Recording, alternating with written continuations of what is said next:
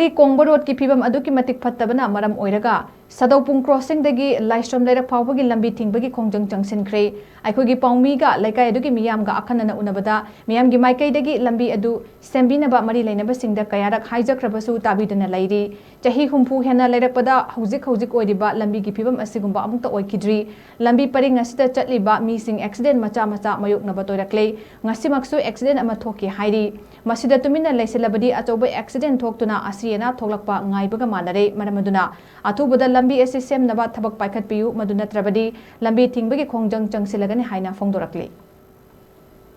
Asidagi na sahi humbu moki ko isamak umbu hela amne sibokta handaki sumaina sokpa phibam sokja amta thinaraktri aduna karak hanna ko mari leinabo authority su haigre haukiba February tang 10 ga 9 da su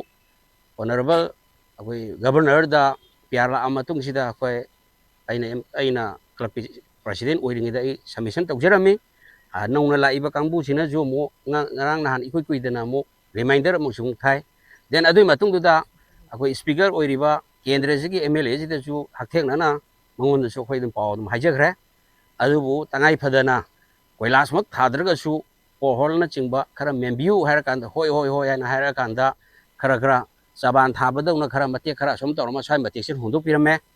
adubu akoi hojik akoi lekai sigi oina bot side ta yellow mairom da leiriba akoi praja mayam jingena haunar ba tawdana isai makta da akoi accident masa minor oiru thoe yam toina thole akoi na chaka da hangjeningi je misi mina yaudri bawta akoi lambi je semoi doira haibagi question duni akoi na hangni ai je